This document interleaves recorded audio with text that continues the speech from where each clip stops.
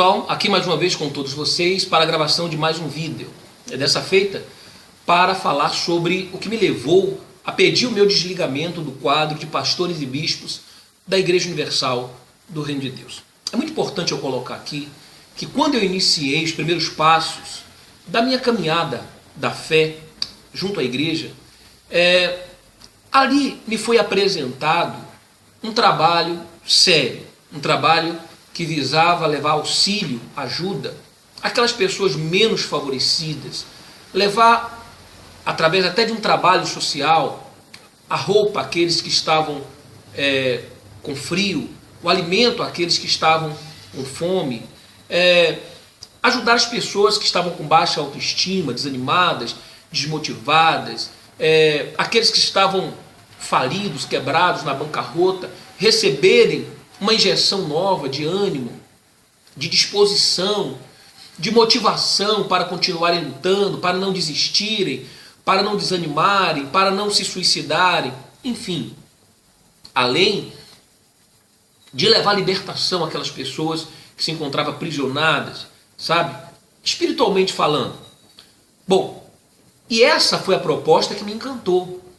Essa foi a proposta que me motivou a vestir essa camisa, abraçar e me engajar nessa causa.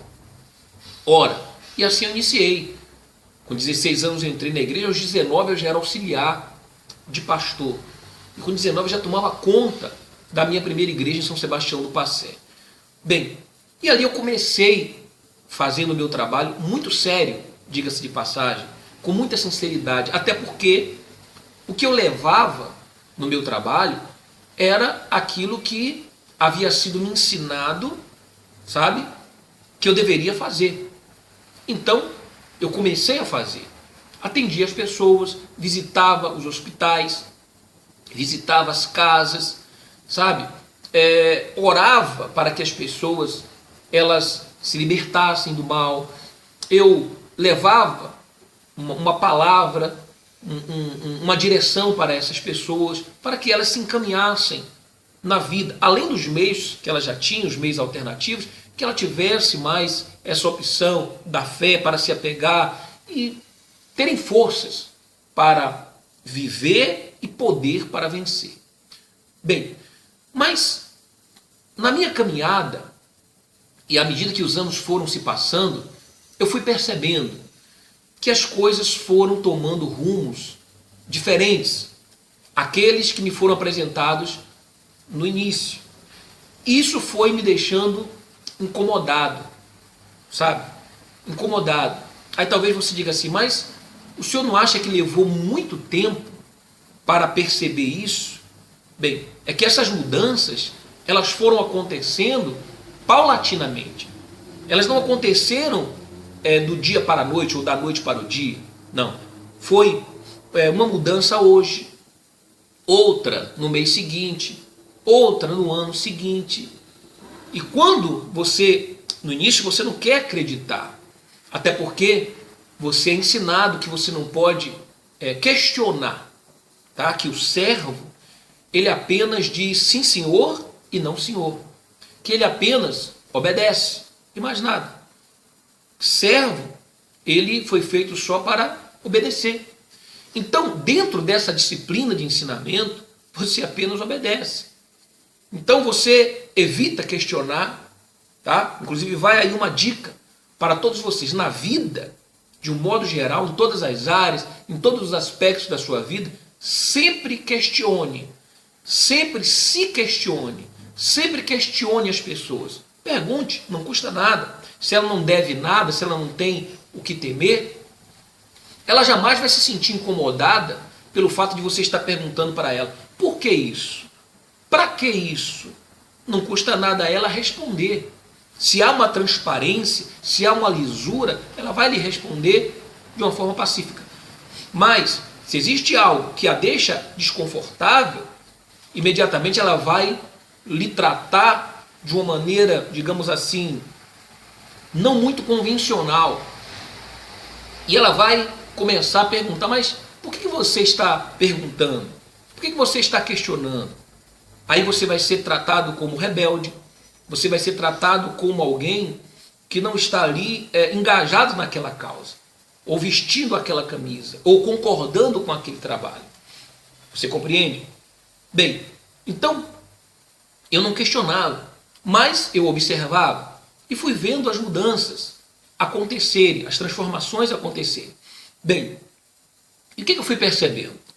Que a igreja, ela começou a abordar muito o assunto dinheiro, prosperidade, sabe? No início de uma forma mais assim, como que eu posso colocar? Mais disfarçada, mais tênue, mais leve. Mas à medida que o tempo foi passando, isso foi se tornando algo, um assunto comum, tá? Tratado de uma forma aberta e falado até mesmo de uma forma, digamos assim, chocante. De uma forma chocante. Mas para quem estava ali, aquilo se tornou algo normal, porém não para mim. Eu vou dar aqui alguns exemplos para vocês, e principalmente para aqueles que criticam, aqueles que um dia tomaram a decisão de sair, para aqueles que, por exemplo, um dia me criticaram e chegam a dizer o seguinte: não, aqueles que permanecem é porque são de Deus, aqueles que tomaram a decisão de sair é porque são do diabo, ou porque são rebeldes e se levantaram contra a liderança da igreja, a instituição, Igreja Universal do Reino de Deus. Ora, primeiro, eu quero saber qual é o erro em você se levantar contra uma liderança, a partir do momento em que essa liderança, ela está errando, ou você compreende que o que ela está fazendo, ensinando, é errado, ou você acha que você deve obedecer a um líder, seja ele quem for, se esse líder estiver errando. Por exemplo, nós vivemos no país, no momento, um escândalo político, aonde a roubalheira está aí, sabe, a flor da pele, espalhada, descaradamente sendo descoberta, todos os dias uma delação premiada, todos os dias as coisas são jogadas no ventilador, sabe, sujeiras são jogadas no ventilador. Ora, eu pergunto para você, vamos supor que você pertencesse ao partido político, tá? Daquele líder político. E de repente, você que pensava que aquele líder político, que aquele partido político defendia de fato, vou dar aqui um exemplo, a causa dos trabalhadores, tá? Essa classe tão sofrida do nosso país. E aí, você vestiu a camisa daquele partido, você foi você fez campanhas, sabe? Você foi um cabo eleitoral, enfim. E de repente, você descobre que aquele líder, ele estava usando daqueles recursos do partido para um enriquecimento próprio, pessoal. Que ele estava fazendo transações ilícitas, que os negócios eram escuros e escusos, sabe? Que as coisas eram sujas, que na verdade aquele partido estava sendo liderado por uma quadrilha de bandidos, como nós estamos vendo no nosso país, tá? Verdadeira quadrilha, apenas com o nome de partido, e eles apenas com o nome de políticos e líderes partidários. O que você faria? Você continuaria defendendo esse partido? Você continuaria admirando e seguindo cegamente, obedecendo cegamente a esse líder partidário? Responda isso a você mesmo, principalmente você que julga aqueles que saem. Você que me julgou quando eu saí há 10 anos atrás, sem saber os motivos. Por quê? Você sendo membro, você sendo um obreiro, e até mesmo você que é um pastor da Igreja Universal do Reino de Deus, você não viveu os bastidores como eu vivi como bispo da igreja. Você não participou junto com a cúpula de decisões da igreja, das reuniões particulares da igreja. Você não participou. Então você fala daquilo que lhe falaram. Você fala daquilo que você acha. Você fala daquilo que você assiste das poltronas de uma reunião num salão. Você compreende? Mas você não participou como eu participei. Eu vou citar aqui alguns acontecimentos que me levaram a passar a sentir repúdio, a repulsa, sabe, com o trabalho da igreja. E que implicou em que eu me desmotivasse, tá? Por exemplo, eu me lembro de um episódio onde eu, no ano de 2007, isso foi quando eu tomei a decisão de sair. No ano de 2007, o bispo Romualdo, que era o então líder aqui do Brasil, do trabalho no Brasil, ele fez uma videoconferência. Videoconferência, para você que não sabe, ele estava, por exemplo, lá em São Paulo, e ele entrava numa reunião feita através de vídeo, tá? Audiovisual, e os líderes nos seus respectivos estados, nos 27 estados do país, do seu escritório, também ali ligavam ali aquele aparelho que era instalado em cada sede estadual, e ali também ele podia ver o bispo lá de São Paulo e o bispo vê-lo, bastava apertar um botão, então acionava ali o áudio e a voz daquele bispo que estava naquele respectivo estado. Bom, então o bispo Romualdo fez essa videoconferência. Quem participou dessa videoconferência? Todos os bispos responsáveis pelo estado e todos os bispos auxiliares, que eram o segundo, os substitutos imediatos na ausência daquele bispo. Eu era o bispo substituto nessa ocasião do Rio Grande do Sul. O bispo principal era o bispo Emerson Carlos. Bem, o bispo Romualdo fez essa videoconferência, onde nela ele disse o seguinte: olha, hoje é o último dia do mês, ali era mês de setembro, deixa eu ver, agosto, pronto. 30 de agosto, 31 de agosto, era o último dia de agosto do ano de 2007, tá? E ele entrou, era o último dia do mês, era uma segunda-feira, me lembro como se fosse hoje, e ele entrou dizendo o seguinte: olha, essa videoconferência de hoje é para dizer o seguinte: nós estamos comprando a Record News, tá? E mais algum grupo, um grupo de emissoras no Brasil, dentre elas a Rede Guaíba, no Rio Grande do Sul, que era composta por um jornal, que eu me esqueci o nome agora, não sei se era Correio do Povo, acho que era Correio do Povo, o jornal de lá, e também a Rede Guaíba, de rádio, AM, FM e de televisão, tá? Mas naquele dia faltava um montante de dinheiro para pagar as parcelas, para não perder a compra dessa emissora, da Record News e dessa outra rede que eu falei, a Guaíba. Então ele disse: nós precisamos hoje ainda, segunda-feira, arrecadar um montante X, que eu não me lembro quanto era no total. Mas eu me lembro perfeitamente quanto era para cada estado. E ele foi estipulando os valores. Olha, o estado tal tem que arrecadar tanto, o estado tal tem que arrecadar tanto. E aí no Rio Grande do Sul, Emerson, ele falou com o bispo responsável, você e o Natan, hoje vocês têm que arrecadar aí 300 mil reais. Muito bem. Bom, terminou aquela videoconferência, o bispo Emerson Carlos me chamou e disse: olha, Natan, como você viu, a responsabilidade está toda nas suas mãos. Por quê nas minhas mãos? Porque era um dia de segunda-feira, e segunda-feira a sede do Estado, ela tem a reunião dos empresários, chamada também de reunião dos 318 pastores. E ele disse: as igrejas, são 400 igrejas no Estado, dia de segunda-feira são fracas, vai pouco povo, arrecada poucas ofertas. E toda a força está aqui na sede do Estado na segunda-feira. Eu fazia reunião ali com 10 mil pessoas, tá? Ou mais de 10 mil pessoas.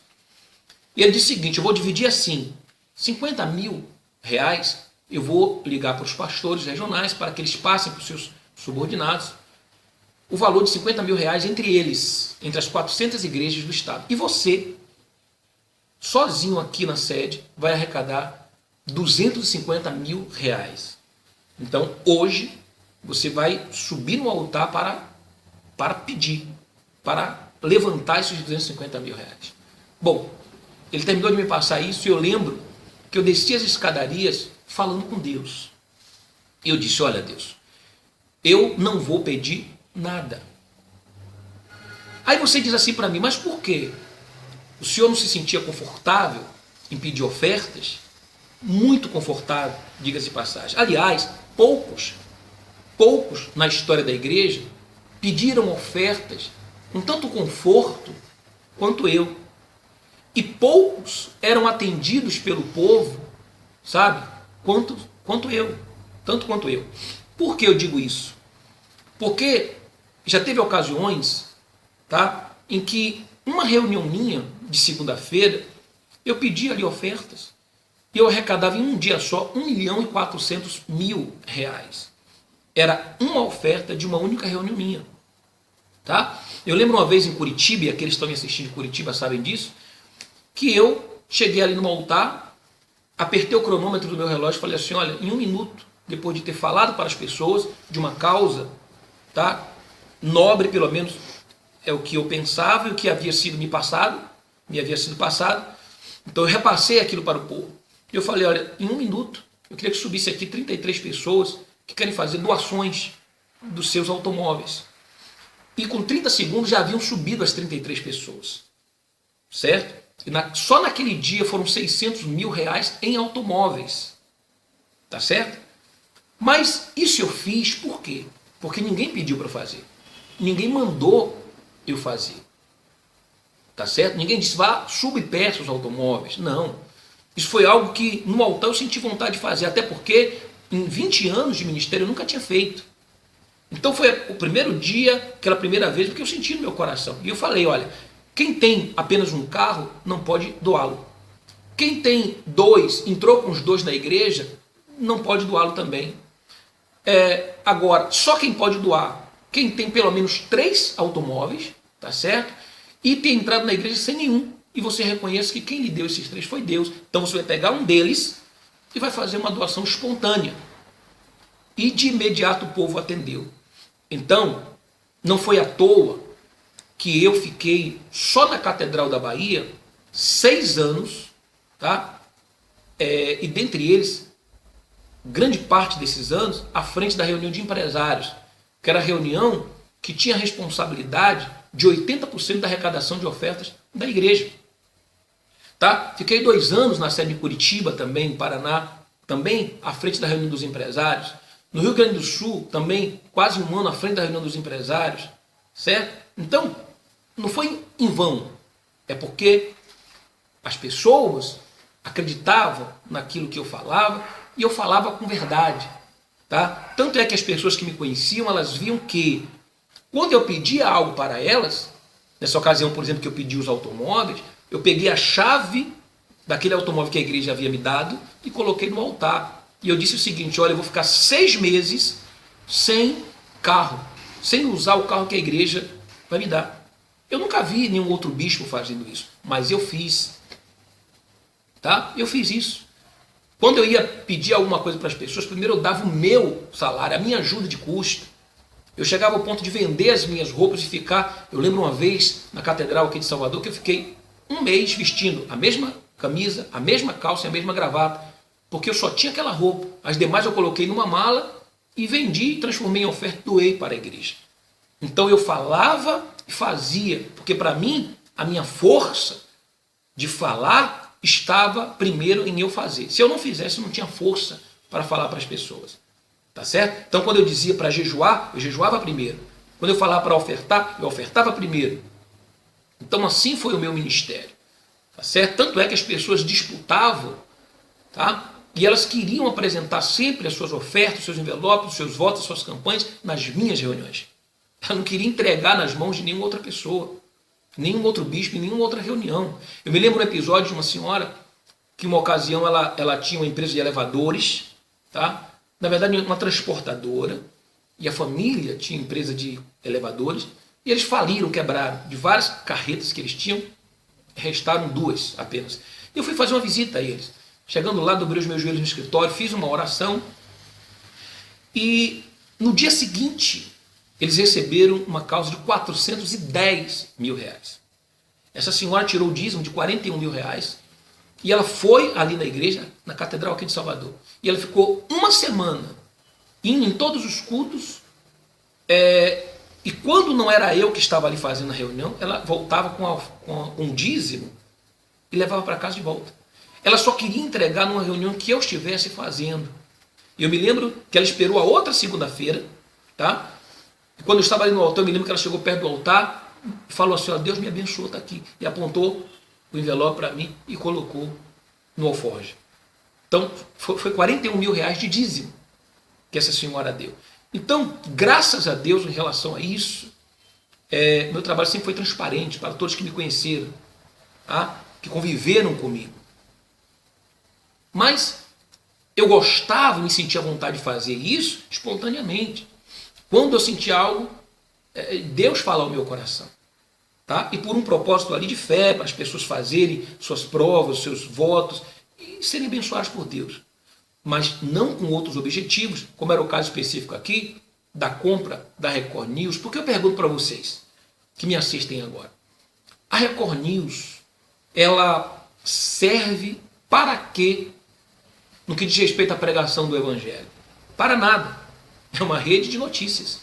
Então, o que justifica pegar ofertas do povo? O que justificava eu subir no altar e naquele dia ter que tirar 250 mil reais, pedir às pessoas, e para eu pedir às pessoas, eu não ia dizer para elas que era para comprar Record News, porque elas não iriam doar. Então eu teria que mentir. Eu teria que dizer para elas que era por uma outra causa nobre, que era para a construção de uma igreja, que era para pagamento de uma dívida na igreja, e não era. Então, eu não achava justo isso, não achava correto isso. Tá?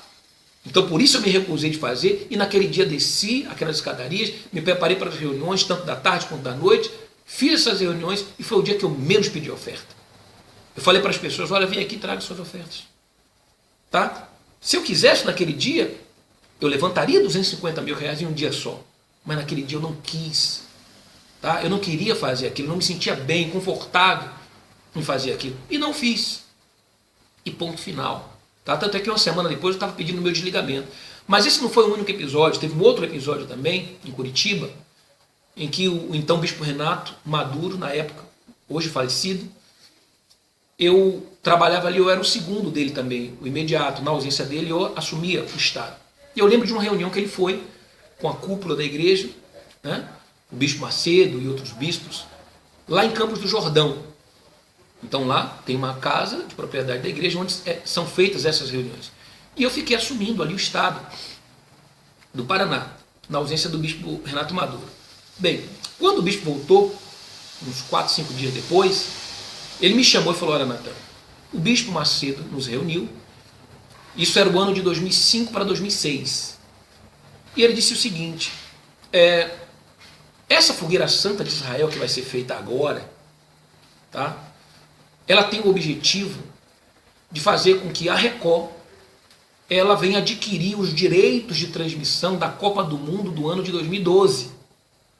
Então, como essas negociações são feitas antecipadamente, certo? Então era 2006, mas eles já estavam visando 2012. E eu lembro como se fosse hoje, ele disse para mim: olha, nós temos que arrecadar no Brasil inteiro 1 bilhão.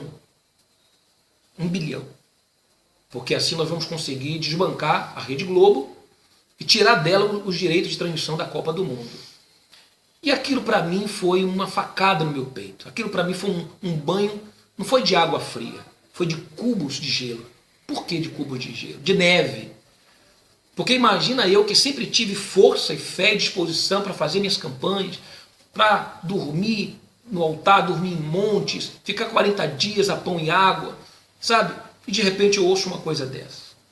Como é que eu ia fazer aquela campanha? Como é que eu ia pedir oferta para as pessoas? Sabe? Sabendo que era para comprar a transmissão dos direitos da Copa do Mundo pela Rede Record. Então, a Rede Record não tem nada a ver com a igreja.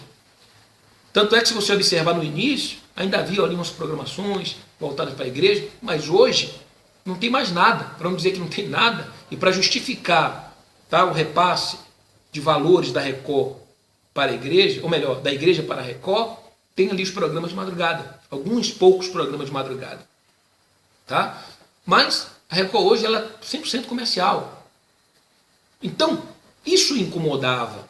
Esse episódio assim foi um episódio que que me marcou muito, tá? Porque eu não queria isso, em hipótese nenhuma. Eu não queria isso em hipótese nenhuma.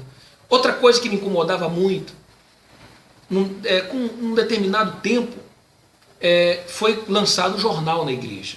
Sabe esses fardos de jornal? O jornal Folha Universal. Esse jornal, esses jornais, na época, havia uma tiragem dele de 1 milhão, 1,5 milhão, dependendo da matéria. Então era uma tiragem semanal desse jornal. Muito bem. Esses jornais eram distribuídos para os estados, tá? De acordo com a potência daquele estado. Muito bem.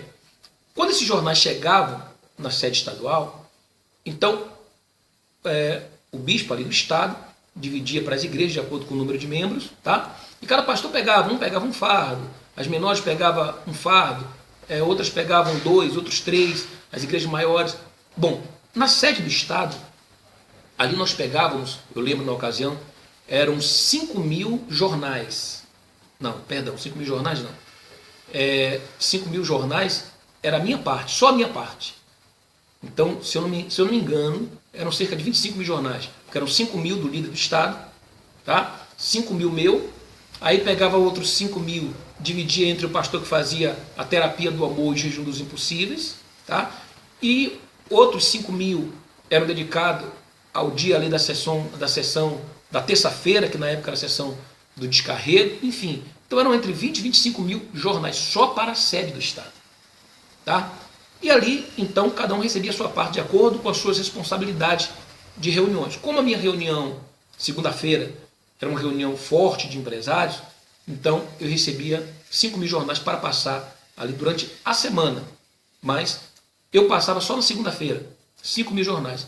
Só que eu tinha uma comissão desses jornais de 30% do valor que eu passasse ali para o povo, tá?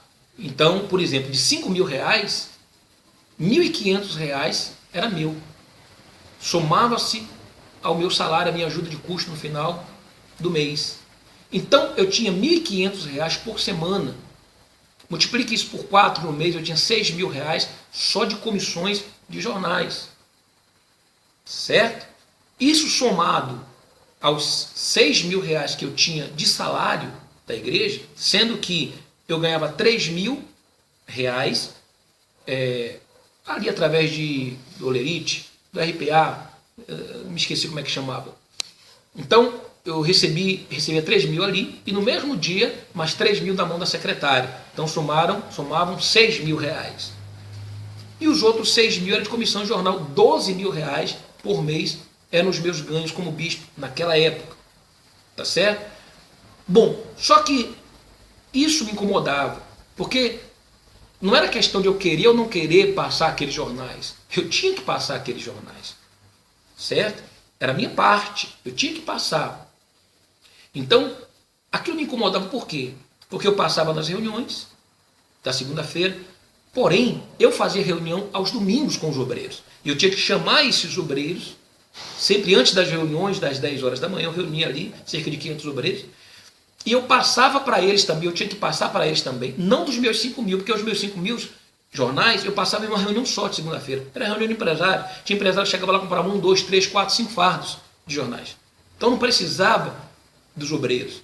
Mas, eu, como auxiliar, eu tinha que ajudar a passar os jornais do bispo do estado. Então, eu reunia os obreiros e cada um tinha que pegar 50, 100 jornais. E no domingo seguinte, na próxima reunião, eles traziam aquele dinheiro. Tá? Dinheiro esse que 30% ia para o bispo do estado. Isso acontecia com todas as igrejas. Como acontece, eu creio que aconteça até hoje, porque fazem 8 anos que eu não sei nada sobre a igreja. Mas naquela época, acontecia assim. Então, eu via, por exemplo, muitos obreiros desempregados, obreiros endividados, porque eu os atendia. Aqueles 500 obreiros que tinha ali na Catedral de Salvador, tá? Estou dando exemplo só da de Salvador, foi eu quem formei a grande maioria deles. Mais de 300 fui eu quem formei. Então eu conhecia a situação deles, tanto econômica, quanto espiritual, quanto família, tudo. Eu os atendi, eu os entrevistei, então eu conhecia tudo sobre eles. E para mim, aquilo era algo um tanto quanto desumano, eu ter que em- empurrar eles, aqueles jornais, sabendo que eles não tinham nem para comer muitas das vezes em casa, essa é a realidade, muitos desempregados, mas tinham que sair, vender aqueles jornais, trazer o dinheiro na semana seguinte, e não era para ajudar a igreja, era para 30% ir para o bolso, tá, do bispo do estado, tá certo? Então isso me incomodava, isso mexia muito comigo. Então observem vocês a diferença, como foi mudando a igreja ao longo do tempo. Fogueira Santa de Israel. Fogueira Santa de Israel, ela começou uma viagem, levar os pedidos para Israel, e como as pessoas abraçaram aquilo com tanta fé, se tornou algo estritamente comercial. Hoje eu considero a Fogueira Santa de Israel comercial, certo? Se você perguntar, os bispos vão de fato à Terra Santa e levam os pedidos? Em muitos casos, sim. Por exemplo, eu já tive a oportunidade de ir, e tenho fotos aí nas minhas redes sociais que mostram que eu fui com um grupo de 5 bispos, um representando cada região do país. Tá? Eu fui representando a região Nordeste, e eu fui a Israel levar os pedidos do povo do Nordeste. Então, de fato, vai até lá? Vai sim. Porém, nem sempre. Tá? Já teve casos em que foi anunciado que iria levar os pedidos para tal lugar e que não foi. Eu lembro uma ocasião que eu estava na Catedral da Bahia, em que foi anunciado ali que eu iria levar os pedidos do povo da reunião de segunda-feira, exclusivamente, porque nessa época eu estava fazendo um trabalho muito forte, tá? E eu cuidava ao mesmo tempo da segunda-feira, do sábado, que era a terapia do amor, e da sexta-feira, que era tratamento espiritual, de libertação. Então, como eu tinha essas 3 incumbências, e volto a dizer, elas aí então já representavam não mais 80%, mas 90% da arrecadação da igreja, da sede.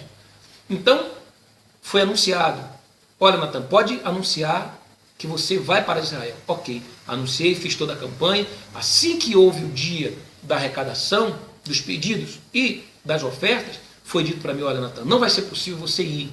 Então faça o seguinte, você vai viajar e ficar lá no Rio de Janeiro. Você vai ficar alguns dias fora. Nessa ocasião, eu fui para o Rio de Janeiro e fiquei lá em Angra dos Reis, num hotel em Angra dos Reis.